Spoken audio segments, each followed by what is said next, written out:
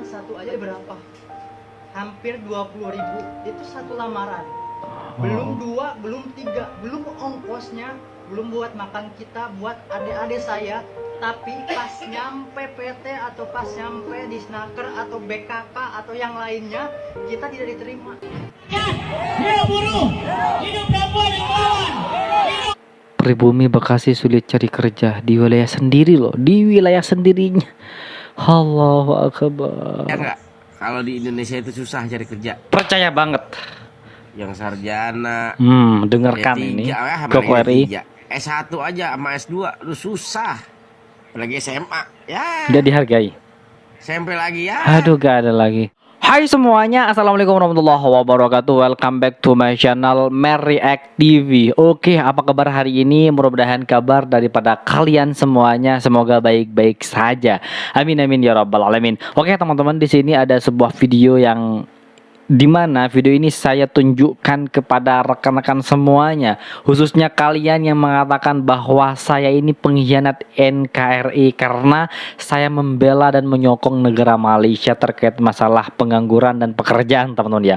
Banyak teman-teman para TKI alasan kerja di Malaysia salah satunya adalah banyaknya pengangguran di Indonesia, sulitnya mencari pekerjaan. Itu fakta teman-teman ya, fakta, dan itu tidak bisa kita bohongi sebagai rakyat Indonesia. Kenapa saya mengatakan demikian? Karena kalau saya bersuara ke pemerintahan itu mustahil untuk di-downkan atau diterima oleh pemerintahan. Maka dari itu saya menyuarakan lewat media yang YouTube seperti ini agar kita semua sadar bahwa Indonesia ini butuh pembenahan untuk sistem pengangguran ini agar tidak lagi banyak, teman-teman ya.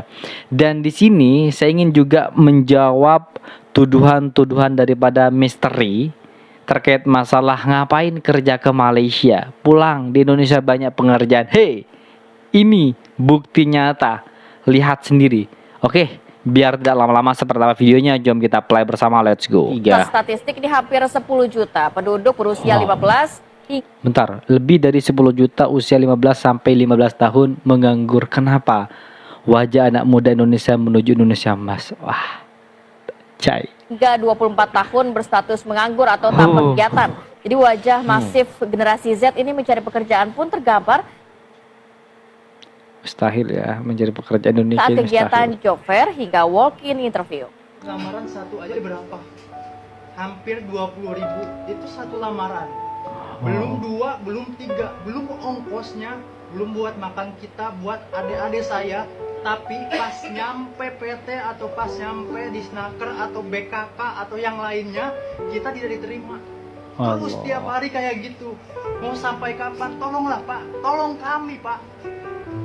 Susah cari kerja di Indonesia, seorang pemuda mengeluh dengan kebijakan di Snaker. Allahu Akbar, betul teman-teman. Ngurus lamaran pekerjaan itu kurang lebih 20.000, bahkan ada yang lebih teman-teman. Ngurus foto, ngurus fotokopi ijazah segala macam wirawiri, pakai sepeda motor. Itu satu, bukan dua, bisa tiga, karena kita harus melamar beberapa perusahaan dan ujung-ujungnya ditolak. Padahal mereka cari pekerjaan itu nafkah untuk keluarganya, untuk menjadi punggung keluarga, baik untuk adik, untuk saudaranya, untuk orang tua. Dan kenyataannya ini semakin sulit di Indonesia, teman-teman ya. Semakin sulit mencari pekerjaan. Bahkan oke lah, jangan terlalu banyak, kita tonton sampai habis. Kami juga berwenang Pak untuk kerja di PT ini. Ini Kerawang kota kami, bukan kota-kota orang sana. Betul. Tolonglah bantu kami Pak. Betul. Orang tua saya macul, ibu saya jualan kopi. Nyampe di Snaker, nyampe BKK, kita nggak diterima. Ya Belum Allah. ongkosnya, belum nambal bannya, belum keringat kitanya. Tapi apa hasilnya? Mau Allah besar Pak. Akbar. Alasannya apa? Harus tinggi badan sekian. Alasannya apa? Betul. Harus lulusan sekian. Mana sih yang katanya Koko RI jangan kerja ke Malaysia? Mereka sebenarnya tidak mau kerja ke Malaysia, cuman kami di sini dipersulit untuk mencari pekerjaan, sedangkan di Malaysia terbuka buat siapa saja yang mau bekerja. Silahkan, mudah, tapi dengan satu catatan, harus berangkat resmi ya, biar lebih enak. Apalagi lagi yang dari pelosok sana Pak. Jaya, Allahu Akbar. Cilamaya Wetan yang sananya lagi. Ini di Indonesia Saya loh. dari Wadas pertengahan di sini. Tapi yang lain ada yang dapat uang dari rongsok, ada yang uang dapat dari malam Allah, Sabtu sedih. jualan kopi. Pas dapat uang langsung kita bawa buat bikin lamaran. Tapi apa hasilnya? Gak ada Pak. Jangankan dipanggil aja nggak ada. Kita desak-desakan di snaker, apalagi bentar lagi ada job fair. Mana hasilnya? Nggak ada Pak. Tolong kami Pak. Kami warga Kerawang, kami minta tolong kami untuk kerja di sini Pak. Kami harus ngomong sama siapa lagi? Betul. Hidup buruh, hidup perempuan yang melawan, hidup Pribumi Bekasi sulit cari kerja di wilayah sendiri loh, di wilayah sendirinya. Allahu Akbar. Ya Allah, kasihan mereka itu sudah sarjana loh, sudah jenjang pendidikannya sudah tinggi sekali loh teman-teman. Universitas. mahasiswa. Sampai jurasa mereka saking sulitnya mencari pekerjaan. Allahu Akbar. Mari sama-sama kita lihat bahwa Kasihan. hari ini kita datang bukan hanya untuk eksistensi ataupun tangan kosong, tapi hari ini kita datang Ya Allah. Sedikit cerita sulitnya cari kerja di Indonesia, Gue cari khususnya kerja Jakarta. di LinkedIn sama di Jobstreet gitu. Temen gue itu lulusan SMK dan punya pengalaman di bagian finance sama admin. Pernah juga jadi marketing juga. Wah, sudah pengalaman loh. Tapi requirement perusahaan sekarang untuk bagian posisi tersebut itu harus S1. Aduh. Jarang banget yang bisa yang mau nerima anak SMA atau SMK gitu, walaupun lo punya pengalaman di bidang tersebut. Padahal sudah punya pengalaman teman-teman. Padahal punya pengalaman, punya skill. Tapi ujung-ujungnya syaratnya harus sarjana S1. Kita yang ngejar sarjana S1, ujung-ujungnya ditolak juga teman-teman ya. Maunya perusahaan di Indonesia ini apa sih sebenarnya? Bingung saya teman-teman ya. Banyak pengangguran, semakin meningkat pengangguran dan semakin mahalnya harga pangan di Indonesia ini. Gila pokoknya. Jadi beberapa kali temen gue tuh mental semua dari situ. Sedangkan untuk anak yang S1 pun atau mereka fresh graduate atau yang belum punya pengalaman juga susah dapat kerjanya karena sekarang minimalnya D3 S1. Kenapa ini? Tapi harus punya pengalaman at least 1 atau 2 Waduh, tahun gitu. gila.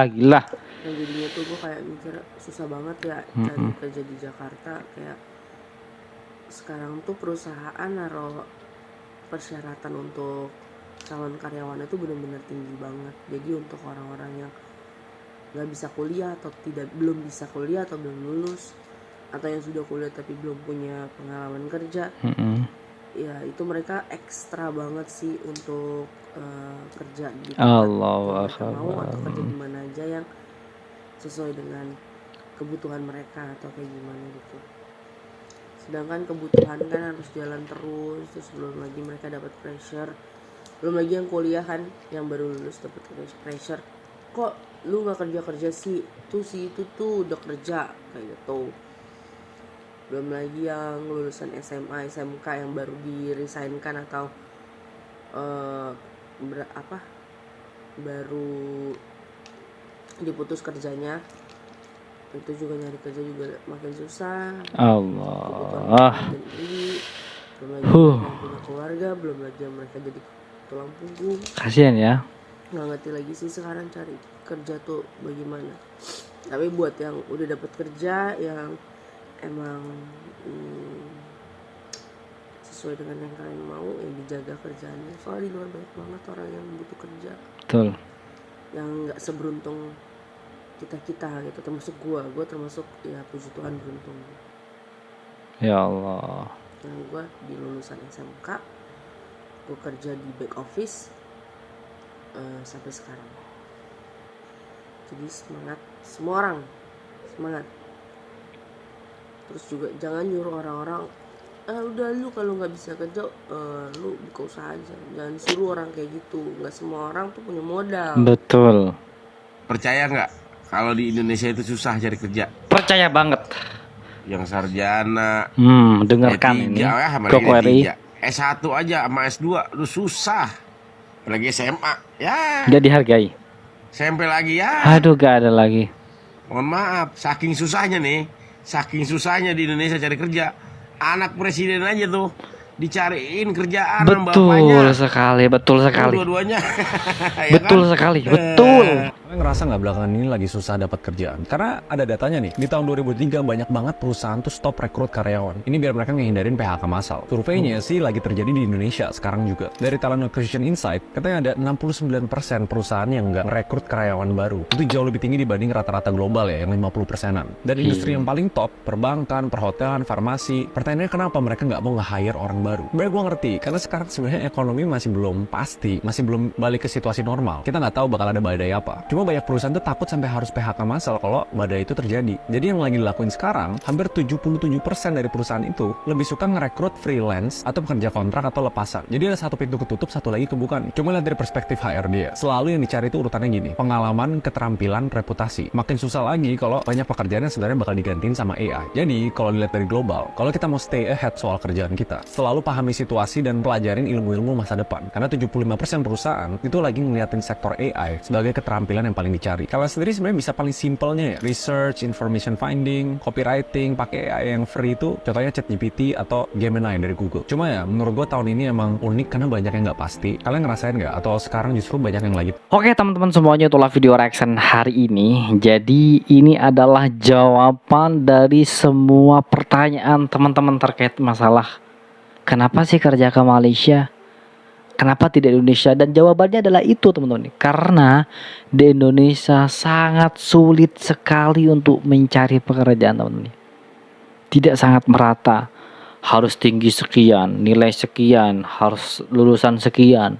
Setelah semuanya sudah terpenuhi, kurang begini, kurang begitu, akhirnya ditolak dan tidak bekerja. Padahal kuliah harganya di Indonesia sangat mahal sekali teman-teman. Dan mencari beasiswa itu juga sangat sulit sekali. Tidak apa-apa, dikasih mahal pun kuliah itu tidak apa-apa teman-teman ya. Yang penting ketika lulus itu mudah cari pekerjaan dan lapangan pekerjaan sangat banyak sekali. Tapi disayangkan kuliah mahal-mahal ujung-ujungnya tidak bisa bekerja dengan disebabkan karena sulit mencari kerjaan. Kasihanlah rakyat Indonesia.